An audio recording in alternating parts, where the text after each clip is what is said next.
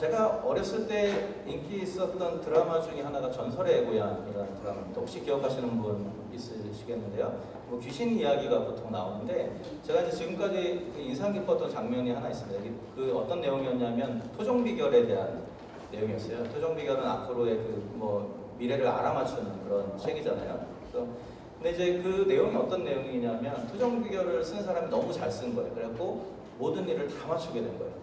그러다 보니까 사람들 안에 처음엔 사람들이 너무 신기하고 좋아합니다. 근데 사람들 안에 문제가 생기기 시작했어요. 어떤 문제입니까? 이제 내년에는 풍년이 온다. 그래서 딱 마침 토종비가 나오니까 사람들이 일을 하지 않는 거예요. 어차피 풍년인데 뭐하러 일을 하냐. 사람들이 팽팽 노는 거예요. 사람들. 그리고 다음에 이제는 흉년이다. 딱 나오면 또 일을 하지 않아요. 왜요? 어차피 흉년인데 씨를 뿌려서 뭐 하냐면 사람들이 또 팽팽 노는 거예요. 그러니까 이런 모습을 이 토종비결을 지은 사람이 보면서 도저히 안 되겠다 해가지고 어떻게 하냐면 내용을 바꿔버리고 그 내용을 바꿔버려요. 그러니까 그 다음에 사람들이 안 맞잖아요. 안 맞으니까 처음에 하면 사람들이 막 불평을 하고 그래요. 그러다가 사람들이 다시 제정신을 차리게 됩니다. 어떻게 될지 모르니까 다시 열심히 살게 됩니다. 열심히 일을 하고 열심히 밭을 갈고 풍년이 올지 흉년이 올지 그런 거 상관하지 않고 열심히 살게 됐다는 그런 믿거나 말거나 이야기입니다. 꾸며낸 이야기이지만 한 가지 주는 교훈이 있습니다. 뭐냐면 미래를 알아맞추는 것이 우리 삶에 그렇게 도움이 되지 않는다는 거예요. 많은 사람들이 계시록을 읽을 때 마치 토종비결을 읽는 것처럼 읽는 경우들이 있습니다. 그러니까 미래에 일어날 어떤 멸망과 지구의 종말에 대한 예언한 책이다 이렇게 생각을 하고 지금 일어나는 현상이 계시록에 어디에 나와 있는지를 찾으려고 많은 사람들이 노력을 합니다. 그런데 제가 말씀드린 것처럼 토종비결이 결국 사람들의 삶에 유익을 주지 못하는 것처럼 이처럼 계시록을 통해서 미래를 알아맞추려고 하는 것은 사실은 우리 신앙생활에 그렇게 도움을 주지는 못합니다. 계속 말씀드리지만 이 계시록은 미래의 시간표를 알아맞추는 일에는 별로 관심이 없어요. 다만 계시록이 강조하는 것은 뭐냐면 반드시 악은 심판을 받고 선은 승리한다. 그것이 계시록의 강조점입니다. 이것을 강조하기 위해서 계시록은 아주 극단적인 두 가지 대립적인 내용들을 항상 비교를 합니다. 계시록의 특징인데요. 두 가지 대립된 세계를 서로 비교합니다. 하나는 사탄, 짐승이 다스리는 사탄의 악의 세계가 묘사가 되고 그것에 반대되는 예수 그리스도 어린 양이신 예수 그리스도가 다스리는 선한 세계가 항상 두 개가 대립되게 묘사를 해요. 이 둘 사이에 싸움이 일어나고 갈등이 일어나고 그로 인해서 여러 가지 핍박과 아픔들이 일어나는 것을 묘사합니다. 그러나 맨 마지막에 계시록 결론적으로 제시하는 내용이 무엇입니까? 그러나 마지막에 반드시 예수 그리스도가 다스리시는 하나님의 나라가 승리할 것이다. 그것이 계시록을 짧게 말하면 그거예요. 결론은 그겁니다. 이 땅에 여러 가지 악한 일들에 대한 소리가 핍박받고 어려움이 있지만 그러나 결국은 하나님의 나라가 도래할 것이고 하나님이 승리할 것이다 라는 것이죠. 이렇게 두 가지 대립된 세계를 끝까지 밀어붙이면서 강조하면서 계시록이 주고자 하는 메시지가 있습니다. 이것을 처음 읽었던 독자들 또 오늘날 이것을 읽는 우리들에게 계시록이 주고자 하는 교훈은 딱 이겁니다.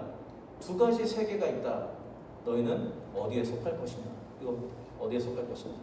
너희가 아무리 지금 잘 나가고 아무리 멀쩡해 보인다 할지라도 로마 제국에 다스리는 그 제국의 통치에 너희가 따르면 너희는 언젠가 멸망하게 될 것이다. 그것은 사탄의 나라이기 때문에. 그러나 너희가 핍박과 고난과 어려움이 있지만 그럼에도 불구하고 끝까지 신실하게 하나님 나라에 속한 백성으로 남아있으면 결국은 마지막에 얻게 될 승리는 너희의 것이 될 것이다. 이것이 바로 계시록의 내용입니다. 이것을 통하여서 독자들에게 주는 교훈은 아주 분명하죠. 그들에게 권면하는 겁니다. 위로하는 겁니다. 그러면서 올바른 선택을 할 수 있도록 계속해서 푸시하는 것이 계시록의 그 기록 목적이라고 할 수 있습니다. 오늘 우리 두아디라 교회를 향한 메시지를 읽었는데요. 이 메시지 안에도 이 동일한 이런 모습, 그들을 격려하고 때로는 권면하고 때로는 도전하여서 그들이 올바른 길을 선택하도록 하는 그 계시록의 기록 목적이 오늘 본문에도 분명하게 드러나게 됩니다. 이 두아디라라는 이 도시는요, 계시록에 나오는 7교회 중에서 가장 알려진 것이 적은 도시이기도 합니다. 그 이 중에 하나는 이 두아디라가 있었던 자리에 지금의 터키 지역인데 오래전부터 큰 도시가 형성이 되어 있어가지고요. 발굴이 잘 안 됐어요.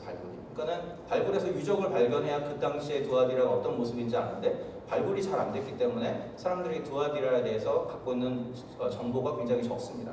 그러나 그런 중에도 두아디라에서 발견된 유적 중에 굉장히 흥미로운 그런 내용들이 발견된 것이 있는데 하나는 뭐냐면 그 두아디라 지역이 이 계시록의 7도시 중에서 가장 상업이 활발하게 이루어졌던 도시였다라는 것을 많은 사람들이 연구 결과 발표를 합니다. 그 이유는 그 당시에 거기에서 발견된 어떤 기록 중에 어떤 내용이 있냐면 그 당시에 제가 말씀드렸던 당시의 모든 상업 활동은 어떤 조합을 통해서 이루어졌다고 그랬죠. 그것을 길드라고 제가 말씀드렸어요. 우리 사회 시간에 주로 배우잖아요. 근데 그 길드에 속해 있었던 업종이 무엇인지를 쭉 나열한 그런 그 파편이 발견이 됐어요. 거기에 보면 그 당시에 가장 거기 두아디라에서 유명했던 게 이제 그 염색업이었는데 염색업도 있고요. 그 사도행전에 보면 그 자주장사 누디아가 두아디라 출신입니다. 그게 이제 자주장사가 이 염색한 옷을 파는 사람이거든요. 그게 두아디라예요. 두아디라가 그게 유명했고, 그 다음에 뭐 그 동을 만드는 것, 그 구리를 만드는 것, 그 다음에 뭐 도자기를 만드는 것, 뭐 이런 그 상업의 이름들이 조합 이름들이 쭉 나열된 것이 발견됐어요. 그것을 통해서 우리가 한 가지 알 수 있는 것이 있습니다. 그 당시에 그곳에 상업이 활동했고 모든 상업 활동들이 길드라는 그 조합을 통해서 이루어졌다는 것이죠. 자, 여기까지 말씀드리면 아마 지금까지 계속 설교를 들어오셨던 분들은 한 가지 생각나는 게 있을 겁니다. 우리 지난주에 들었던 버가모교회도 비슷한 상황이었죠. 그들이 당한 어려움은 무엇이냐면 이 길드라는 곳, 이 상업조합이 하던 일이 무엇입니까? 매번 그들이 정기적인 모임을 할 때마다 각 길드마다 자기가 섬기는 수호신이 있는 거예요. 예를 들어서 자주장사, 이 염색업을 하는 사람들이 이 신을 섬기고 또 배를 만드는 사람들은 저 신을 섬기고 그렇기 때문에 그들이 모일 때마다 하는 일은 자기들의 수호신이 자기를 잘 보살펴 주시도록 그 우상 앞에 절하는 것을 그들이 합니다. 그리고 공통적으로 모든 상업 길드가 했던 것은 그 황제에게 숭배하는 것입니다. 황제에게 잘 보여야 자기들이 잘 살 수 있기 때문에 황제에게 숭배하는 것을 열심히 했어요. 두아디라가 이것이 가장 활발한 도시였다는 것을 통해서 우리가 한 가지 알 수 있는 사실이 있습니다. 두아디라에서 상업에 연관되었던 대부분의 그리스도인들은 굉장히 큰 어려움과 핍박과 압박 가운데 살았을 가능성이 크다는 것이죠. 거기에 동참하면 하나님을 향한 믿음을 저버리는 것이 됩니다. 동참하지 않고 거부하면 사람들로부터 왕따를 당하고 자기의 그 많은 수입을 얻을 수 있는 그런 업종에서 쫓겨날 수도 있는 상황 가운데 있었던 것이죠. 결국 이런 굉장히 어려운 상황 가운데 이 두아디라 교회에도 버가모 교회와 동일한 문제가 나옵니다. 어떤 거짓 선지자가 나와서 그 교회 가운데 들어와서 적당히 타협해도 괜찮다라는 거짓 말씀을 증거하기 시작했다는 것이죠. 오늘 본문에 보면 그 선지자를 여인이라고 표현하고 여인 이세벨이다라고 이야기를 합니다. 이세벨이 이 여인의 여자 선지자의 본명은 아닌 것 같아요. 왜냐하면 이세벨은 우리가 잘 아는 것처럼 구약성경의 아합의 북이스라엘 왕국의 아합의 아내잖아요. 근데 아합의 아내 이세벨이 했던 일이 무엇입니까? 이스라엘 안에 바알 숭배를 가지고 들어와가지고 왕으로부터 시작해서 모든 백성이 바알에 숭배하게끔 만든 것이 이세벨이 한 일입니다. 그렇기 때문에 여기 여자 선지자를 이세벨이라고 이름 지은 것은 아마도 별명인 것 같아요. 그러니까 그 선지자가 했던 일이 구약 성경에 나오는 이세벨이 했던 일과 똑같다는 얘기죠. 그러니까 교회 안에 들어와가지고 교회 안에 타협하는 신앙 또 다른 우상을 섬겨도 괜찮다는 신앙을 계속해서 가르침으로 말미암아 사람들을 넘어지게 하고 사람들을 유혹했다라는 것이죠. 그러니까 아까 제가 말씀드린 그런 여러 가지 사회적인 압박 속에서 그리스도인들이 고민하고 있다가 이런 가르침이 들어오니까 그 중에 일부는 그거 굉장히 좋은 방법이다 하고 그냥 따라갔다는 거예요. 오늘 본문은 이런 영적인 위기 가운데 있는 두아디라 교회를 향하여서 하나님 주시는 칭찬과 책망과 또 도전을 담고 있습니다. 오늘 본문을 좀 살펴보죠. 우리 18절을 보시면 18절을 같이 한번 읽어보겠습니다. 18절 같이 읽습니다. 두아디라 교회의 사자에게 편지하기를 그 눈이 불꽃 같고 그 발이 빛난 주석과 같은 하나님의 아들이 가르치되리니. 일곱 교회를 향한 사실은 항상 일곱 교회에게 말씀하시는 예수님에 대한 묘사로 시작이 되는데요. 각각 다른 묘사로 시작됩니다. 두아디라 교회에 묘사할 때는 불꽃 같은 눈을 가지고 있고 발이 빛난 주석과 같은 하나님의 아들로 예수님을 묘사합니다. 불꽃 같은 눈, 빛난 주석과 같은 발은 다니엘서 10장에 나오는 얘기인데요. 다니엘서 10장에 인자라는 존재가 나옵니다. 이 인자가 앞으로 오실 메시아를 의미하는 것인데 그 인자의 모습을 묘사한 곳에 보면 눈이 불꽃 같고 다리가 주석 같은 그런 모습으로 묘사를 하고 있습니다. 근데 오늘 본문에서는 이 다니엘의 이 모습을 가져와가지고 인자라고 말하지 않고 뭐라고 말하냐면 아주 특별하게 하나님의 아들이라고 말했습니다. 하나님의 아들. 다시 말하면 다니엘서에 예언되었던 인자 앞으로 오신 메시아가 바로 누구라는 거예요? 예수님이라는 거죠. 하나님의 아들로 오신 예수님이라는 것을 이야기를 하고 있습니다. 또 한 가지 하나님의 아들이라는 이 단어는요, 두아디라 사람들에게 굉장히 익숙한 단어입니다. 왜냐하면 당시에 두아디라에서 가장 열렬히 섬겼던 신 중에 하나가 누구냐면 아폴로인데, 아폴로가 누구의 아들이냐면 헬라 지역에서 가장 높은 신인 제우스의 아들입니다. 그래서 제우스의 아들 아폴로를 그들은 항상 섬겨왔어요. 그러니까 이 하나님의 아들이라는 표현은 그런 배경을 생각해보면 의도적인 표현입니다. 어떤 의도가 있겠습니까? 너희를 다스리는 진정한 왕은 제우스의 아들 아폴로가 아니라 창조주 하나님의 아들이신 예수 그리스도다라는 것을 이야기하는 거죠. 예수 그리스도를 두려워하고 예수 그리스도에게 경배해야 된다. 이런 의도적인 어떤 배경을 가지고 있는 것이죠. 이제 그러한 통치자, 그들을 다스리는 진정한 왕이신 예수님이 두아디라 교회에게 말씀을 주십니다. 근데 오늘 이 말씀은요, 이 말씀을 이해하기 위해서 이 말씀의 전체적인 키워드 하나를 좀 우리가 이해를 해야 되는데요. 그 키워드가 바로 뭐냐면 일 또는 행위로 번역된 헬라어 단어 에르곤입니다. 이 단어가 오늘 4번이 반복이 되는데 한번 띄워주시면 되겠습니다. 4번이 반복이 되는데 어디 반복이 되냐면요, 19절에 나옵니다. 19절에 보면요, 우리 한글 성경에 이렇게 되어 있습니다. 내가 내 사업과 사랑과 믿음과 섬김과 인내를 아노니 내 나중 행위가 처음 것보다 많도다. 근데 여기 사업이라고 번역된 단어는 일을 뜻하는 에르곤이라는 단어입니다. 영어로는 work라고 이렇게 번역할 수 있는데요. 그리고 행위도 마찬가지입니다. 이게 반복이 되는 거예요. 그리고 22절에 보면 이제 이세벨을 따르는 사람들을 이야기하면서 그로 더불어 간음하는 자들도 만일 그의 행위, 에르곤을 회개하지 않으면 큰 환난 가운데 던지겠다 말씀하시고 23절에서도 내가 너희 각 사람의 행위, 에르곤대로 갚아주겠다. 26절에도 이렇게 말합니다. 이기는 자와 끝까지 내 일, 에르곤이 똑같은 단어입니다. 내 일을 지키는 그에게 만국을 다스리는 권세를 주겠다라고 말씀하고 있습니다.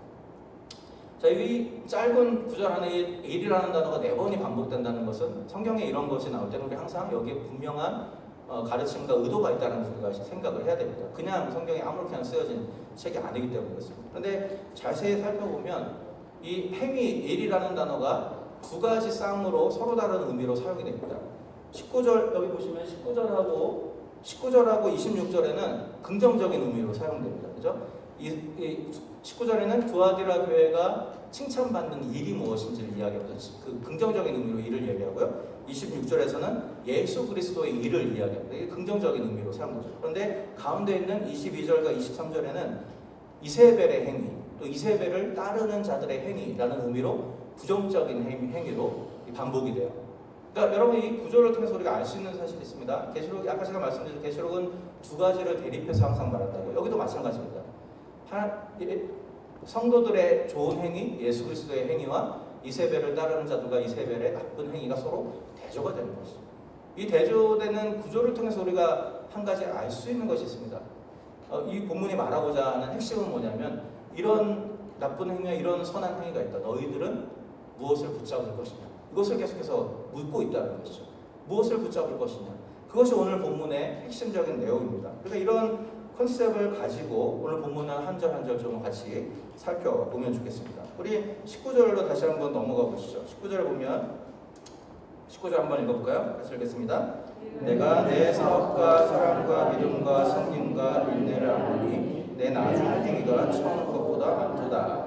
자, 여기 보면 사업, 사랑, 믿음, 섬김, 인내 5가지가 개별적인 것으로 우리가 볼 수 있습니다. 근데 보다 좋은 해석은, 보다 좋은 번역, 이건 좀 올바른 번역은 아닌 것 같고요. 왜냐하면 그 헬라어의 그리고라는 말에 굉장히 여러 가지 의미가 있습니다. 거기에 그리고도 되고요, 그러나도 되고요, 그렇기 때문에도 되고요, 뭐뭐, 즉 이런 말도 있다. 냄니 이런 말도 있다. 오늘 본문에서는 즉이라는 단어로 그 말로 번역을 해와 있습니다. 다시 말하면 뭐냐면 내가 네 사업을 안다는 거, 너 일을 안다. 그 일의 구체적인 내용이 뭐냐면 믿음과 섬김과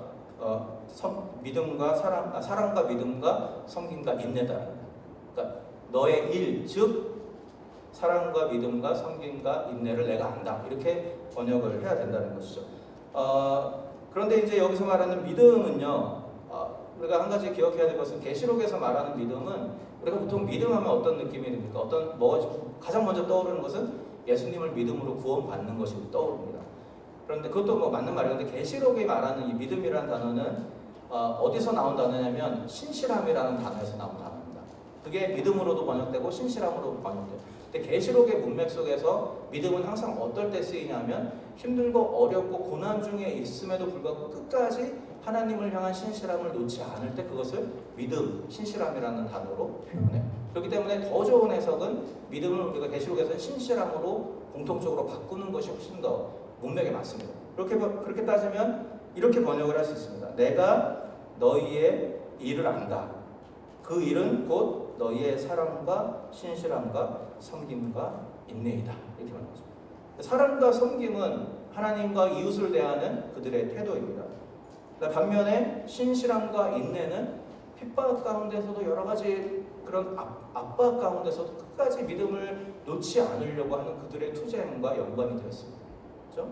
그러니까 주님은 이 두아디라 교회 안에 이렇게 좋은 영적인 유산이 있었다는 것을 안다라고 말씀합니다. 그만큼 그들이 잘하고 있는 것이에요. 그리고 오늘 본문에 뭐라고 하니까 그들의 나중 행위가 처음 것보다 많다. 그 말은 그들이 이전보다 지금 계속해서 성장해 가고 있다. 영적으로 변화되어 가고 있다는 것을 이야기를 하고 있어요. 분명히 좋은 교회였습니다. 그런데 여기 칭찬을 받던 두아디라 교회 안에 책망받을 일이 있습니다. 뭐냐면 거짓 선지자 이세벨이 활동하는 것을 막지 않고 그죠? 용인해 준 것이죠. 20절에서 그게 나오죠.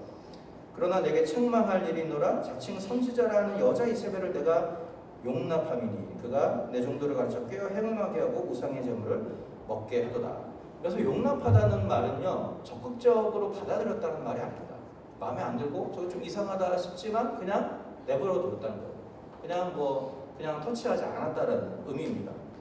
그런데 우리가 잘 아는 것처럼 나쁜 어떤 일들을 적극적으로 하는 것만 죄가 되는 것이 아니고 그것을 그냥 방조하는 것도 죄가 되죠. 살인이 일어나는 현장에서 그냥 보고 구경만 했으면 살인 방조죄가 되는 것처럼 마찬가지로 이 거짓된 가르침이 교회 가운데 들어오는 것을 그냥 내버려 두는 것은 그들의 일종의 직무태만이었다라는 것이죠. 그래서 그 결과 어떤 일이 일어나냐 하면 오늘 20절에 나오는 것처럼 그 이세벨이라는 사람이 하나님의 종들, 그러니까 성도들을 가르쳐서 꿰어서 행음하게 하고 우상의 제물을 먹게 했다라고 말씀하고 있습니다.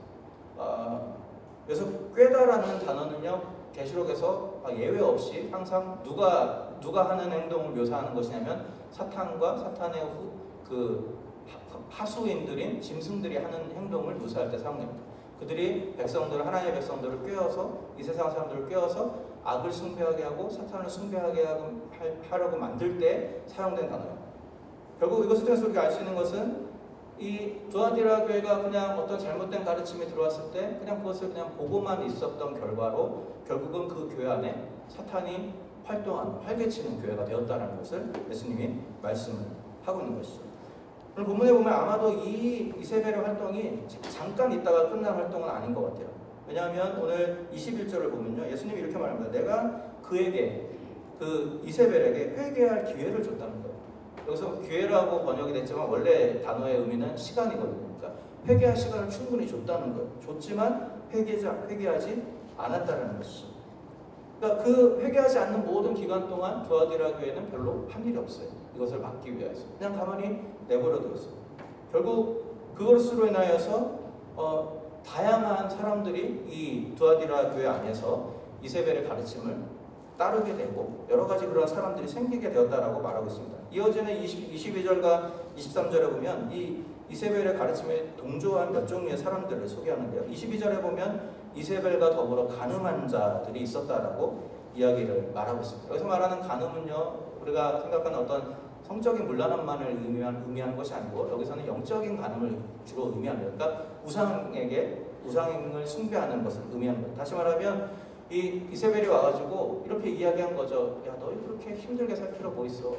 그냥 힘들게 너 핍박도 있고 너희들 잘못하면 사회에서 따당할 수도 있는데 그렇게 하지 말고 그냥 가서 우상에게 절해. 괜찮아. 그냥 황제에게 잠깐 눈 딱 감고 절해. 괜찮아. 이렇게 말했다는 거예요. 그것을 듣고 거기에 동조가 되어서 그런 우상 숭배에 동참한 사람들이 있었다는 것이죠. 그래서 그들을 향해서 주님이 경고하십니다. 심판의 경고를 하십니다. 오늘 본문의 22절에 보면 내가 여기서 여기 이세벨을 침상에 던질 것이다. 침상은 병져 눕게 하겠다 이런 의미를 가지고 있습니다. 어쨌든 그의 몸을 쳐서라도 이것을 막아버리겠다 이렇게 말씀하는 거고요. 또 그의 행위로 더불어 간음한 자들도 그 행위를 회개치 아니하면 환난 가운데 던지겠다라고 이야기를 하고 있습니다. 한 가지 중요한 것은 여기에 회개치 아니하면이라는 조건이 달려있다.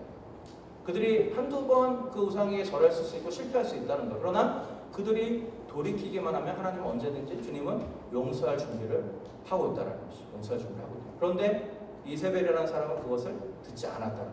또 이어서 나오는 23절에 보면 이보다 더 심각한 사람들이 있습니다. 앞에 나오는 그 이세벨과 더불어 간음한 사람들은 한두 번 실수한 사람들이지만 23절에는 뭐라고 말하냐면 내가 사망으로 그의 자녀를 죽이겠다. 그의 자녀는 이세벨의 자녀를 이야기합니다. 이것은 말 그대로 그 이세벨이 낳은 자녀를 얘기한 것이 아니고 영적인 자녀를 얘기하죠. 다시 말하면 이세벨을 엄마처럼 쫓아다니면서 이세벨의 가슴에 흠뻑 빠진 사람들이 있었다는 거예요. 그들을 죽이겠다라고 심판의 경고를 하시는데 여기에는 회개하면이라는 조건이 나오지 않습니다. 회개하면이라는 조건이 나오지 않습니다. 그 말은 무엇이냐? 그 사람들은 회개할 기회조차 잃어버린 자들. 그만큼 거기 너무 깊이 빠져있는 사람들이 있었다는 것이죠. 그러니까 두아디라 교회가 잠깐 조용히 들어온 이 잘못된 가르침을 방치하고 그냥 별것 아닌 것처럼 생각하고 그냥 있다 보니까 그 공동체 안에 이렇게 사단의 가르침에 빠지는 사람들이 엄청나게 많이 생겨나게 된 것이죠. 그래서 주님이 이들에게 심판을 경고하시는 이유는 우리가 분명합니다. 그들 안에 더 이상 이 죄의 영향력이 생겨나지 않도록 죄의 영향력을 끊기 위해서 그들에게 심판을 말씀하시는 것이죠. 23절에 보면 23절을 한번 자세히 살펴보면 좋겠는데요. 내가 그들을 죽이겠다라고 말씀하시면 이거는 심판의 경고고요. 그런데 이렇게 그들에게 심판을 경고하시는 이유가 그 다음에 등장합니다. 그 이유가 뭐냐면요. 모든 교회가 나는 사람의 뜻과 마음을 살피는 자인 줄 알지라. 내가 너희 각 사람의 행위대로 갚아주리라. 하나님이 악한 가르침을 따르는 자들을 심판하시는 이유가 있습니다. 단순히 그들이 미워서가 아니고 그들이 싫어서가 아니에요. 그것을 통해서 주님이 가르치고자 하시는 교훈이 있습니다. 그건 뭐냐면 주님은 우리의 모든 생각과 우리의 모든 행위를 이미 알고 계시는 심판의 주인이시라는 사실입니다. 그것을 알리기를 원하신다라고 말씀하고 있습니다. 다시 말하면 오늘 내가 살아가고 있는 삶의 현장에서 오늘 내가 한 말들, 오늘 내가 행동한 행동들, 오늘 내가 결정한 모든 결정들이 언젠가 마지막 날에 주님 앞에서 결산한 날이 오게 된다는 것이죠. 그러나 그것을 주님이 말씀을 하고 있는 것이죠.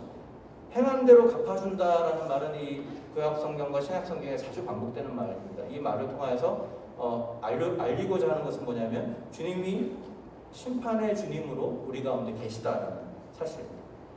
여러분 이세벨을 따르는 자들과 또 이세벨 자신에 대한 심판의 말이 아주 굉장히 두려운 심판이잖아요. 죽이기도 하고 병들게도 하고 환란을 주겠다라는 두려운 말인데 이 심판의 말씀을 듣는 두아디라 성도들의 반응이 어땠을까요? 우리가 한번 그런 것을 생각하면서 우리가 말씀을 좀 읽을 필요가 있겠습니다. 그들은 지금까지는 아무런 생각 없이 별로 경각심 없이 살아가고 있었던 거예요. 근데 어느 날 갑자기 졸린 사람한테 물을 확 끼얹는 것처럼 이 심판의 경고가 그들에게 다가오는 것이죠. 갑자기 깜짝 놀란 거죠. 우리가 이대로 있으면 안 되겠구나. 우리가 이대로 가만히 놔두고 있으면 안 되겠구나. 우리 안에 있었던 죄의 문제를 반드시 해결해야 우리가 이 심판을 면할 수 있겠구나라는 경각심을 느끼게 하는 것이죠. 바로 이런 이유 때문에 계시록의 7교회를 향한 메시지 맨 마지막에 항상 반복되는 구절이 있습니다. 무슨 구절이죠? 귀 있는 자는 성령의 교회들에게 하시는 말씀을 들을지어다. 다시 말하면 이세벨과 이세벨의 가르침에 너무 깊이 빠진 사람들은 이미 들을 귀가 없는 자들이에요. 그들에게 아무리 심판을 요청해도 그들은 이 심판에 대해서 반응하지 않는다. 근데 그 교회 안에 아직 이세벨의 가르침을 따르지 않은 자들에게 이 경고의 말씀은 어떤 역할을 합니까?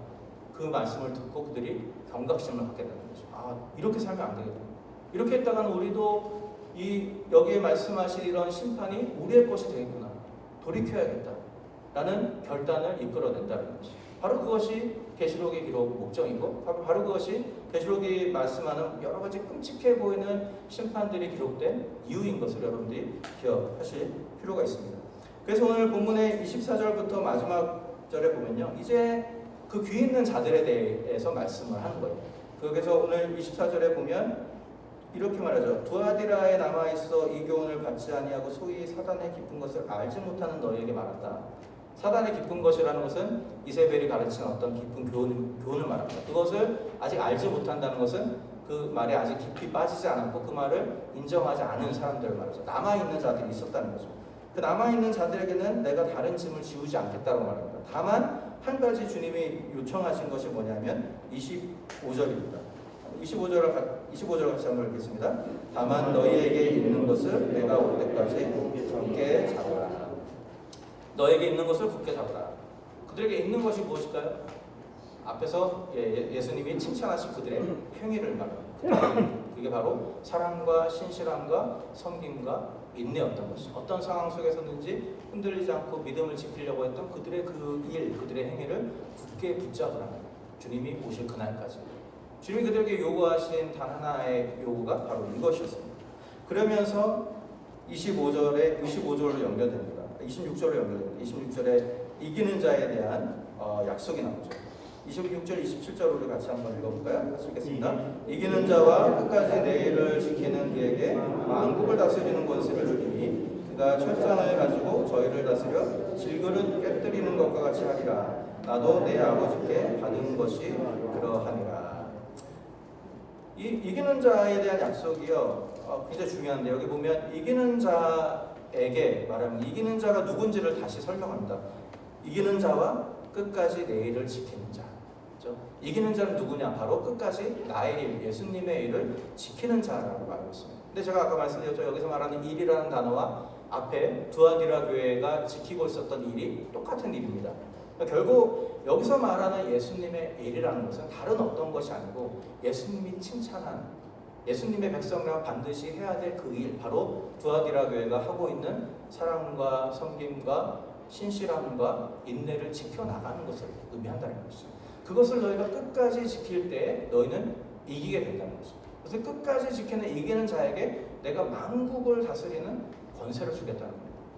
주님이 하나님으로부터 받은 그 놀라운 권세를 이기는 자에게 주시겠다라고 말씀을 하고 있는 것이죠. 이 말씀을 제가 보면서 한 가지 알게 된 게 있습니다. 뭐냐면 주님의 일이 무엇인가 우리가 좀 재정립을 해야겠다는 생각을 듭니다. 이런 생각이 들었어요. 우리가 보통 주의 일을 한다 이렇게 말할 때 우리가 보통 어떤 것을 생각합니까? 우리의 생각은 항상 무언가 하는 우리의 행위에 있습니다. 눈에 보이는 어떤 행위를 하는 것에 우리의 항상 주님의 일을 하는 것이라고 우리는 생각을 합니다. 그래서 교회에서 성도들이 주의 일을 한다라고 이야기할 때는 성도들의 경우는 뭐 직분을 맡아서 교회를 섬긴다든지 뭐 헌금을 많이 한다든지 가끔씩 선교에 참여한다든지 이런 어떤 행위로 주로 생각하죠. 목사들이 주의 일을 한다라고 생각할 때는 설교를 하고 양육을 하고 뭐 교회를 부흥시키는 어떤 일을 보통 생각을 합니다. 선교사들이 주의 일을 한다라고 했을 때 우리는 항상 건물을 짓고 교회를 짓고 뭐 학교를 짓고 이런 것들로 우리가 생각을 합니다. 그런데 오늘 본문에서 주님이 말씀하시는 주의 일은 이런 것과는 좀 다릅니다. 그렇죠? 틀려요. 주의 일은 곧 사랑과 신실함과 섬김과 인내를 견지하면서 살아가는 삶이다라고 이야기를 하고 있습니다. 어떤 눈에 보이는 행위나 업적이 아니라고 말하고 있습니다.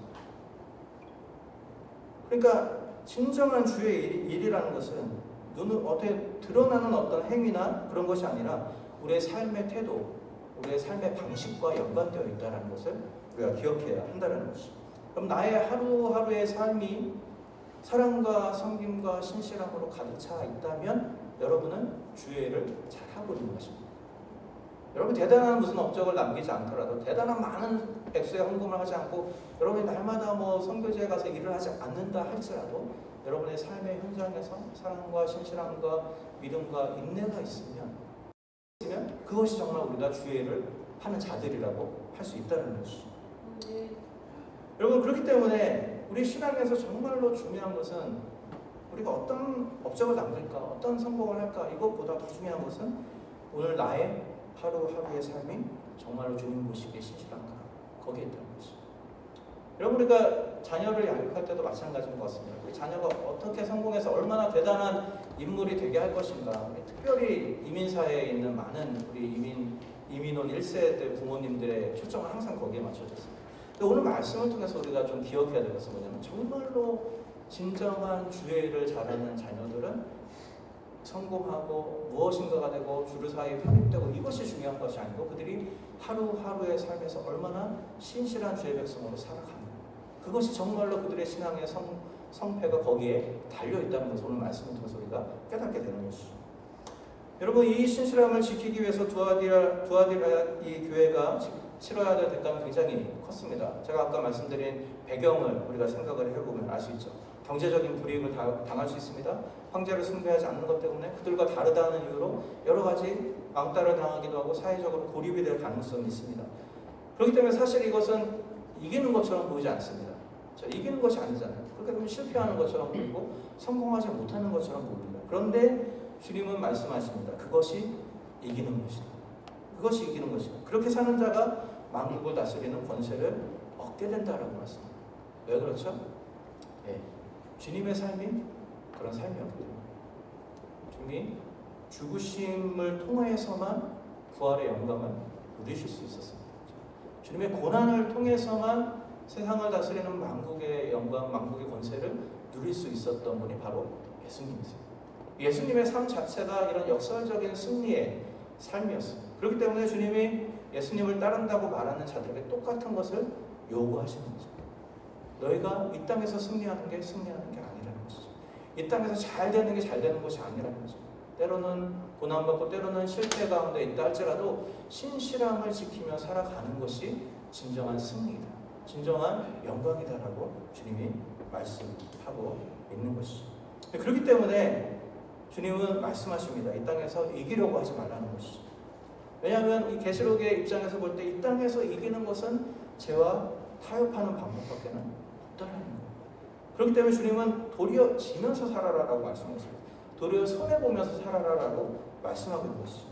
믿음을 지키다가 너희가 심지어는 망할지언정 그것이 신실함을 지키는 유일한 길이라면 그렇게 하라는 것이 계시록의 말씀인 것입니다. 왜냐하면 계시록에서는 중간지대가 없기 때문에 그렇습니다. 여러분 하나님도 붙잡고 세상도 붙잡고 살아갈 수 있는 사람은 사실은 아무도 없습니다. 왜냐하면 우리 안에 있는 죄성이 결국 우리를 세상으로 이끌어가게 되어 있기 때문에 그렇습니다. 그렇기 때문에 우리에게 분별력이 필요한 것이죠. 아주 작은 것이라 할지라도 거기서부터 우리가 타협하지 않으려고 하는 우리의 믿음의 결단들이 필요한 것입니다. 두아디라 교회의 문제가 무엇이었습니까? 잠깐 들어온 별로 존재감 없어 보이는 잘못된 가르침을 전하는 사람을 그냥 내버려 두었을 때, 별거 아닌 것이라고 생각하며 무시했을 때 결국 교회 전체가 사탄이 막 흔드는 교회가 되고 말았다는 것을 우리가 보게 되는 것이죠. 오늘 우리의 삶도 마찬가지라고 생각이 되어집니다. 우리가 살아가다 보면 우리의 많은 타협에 대한 많은 메시지를 우리가 전달받을 때가 있습니다. 우리 직장에서 우리의 비즈니스를 운영해 나가는 우리의 과정 속에서 이 정도만 좀 눈 감으면 더 많은 수익을 얻을 수 있는 거죠. 이 정도만 좀 내가 좀 양보를 하면은 더 편하게 살 수 있는 어떤 그런 타협의 유혹들을 겪을 때가 많이 있습니다. 근데 오늘 말씀을 통해서 우리 한 가지 기억해야 될 것은 작은 것에 타협하기 시작할 때 우리가 더 큰 것에 타협하게 된다는 거죠. 그리고 그것이 결국 우리의 삶을 뒤흔들 만큼 큰 어려움을 가져오게 된다는 것이죠. 여러분 그렇기 때문에 이 말씀을 우리가 통하여서 우리의 삶의 초점이 우리가 얼마나 대단한 것을 이루고 우리가 얼마나 대단한 성공을 이루고 하는 것에 있는 것이 아니라 오늘 하루하루 신실하게 살아가는 것이 우리의 삶의 목적이 되는 저와 여러분들이 될 수 있기를 바랍니다. 주님 우리의 성공에 기뻐하시는 분이 아니에요. 우리가 잠깐 타협해서 더 많은 수익을 얻어서 그것으로 많은 헌금을 하면 하나님이 기뻐하실까? 그렇지 않다는 거예요. 하나님 기뻐하시는 예물이 되지 않는다는 거예요. 하나님이 정말로 기뻐하시는 예물은 이 계시록의 관점에서 볼 때 하나님이 정말로 기뻐하시는 예물은 무엇입니까? 타협하지 않음으로 말미암아 본 손해가 하나님이 정말 받으시는 예물이 될 수 있다는 것이죠. 그것이 계시록이 우리에게 던져주는 굉장히 귀한 도전이고 어려운 도전이라고 할 수 있습니다. 여러분 이 말씀을 기억하시면서 주님이 명령하신 것처럼 끝까지 우리가 붙잡고 있는 사랑과 신실함과 또 섬김과 인내를 놓지 아니하는 우리의 삶이 될 수 있기를 바랍니다. 여러분 하루하루의 삶이 이러한 귀한 신앙의 덕목들로 넘쳐나는 삶이 될 때에 우리가 정말로 하나님이 기뻐하시는 이기는 자들이 될 수 있다는 것이죠. 이 말씀을 기억하면서 여러분 앞으로의 일주일간의 삶의 현장에서 정말 하루하루 순간순간 주님 앞에서 신실하게 살아가기로 결정하고 다짐하는 저와 여러분 될 수 있기를 주님으로 부탁드립니다.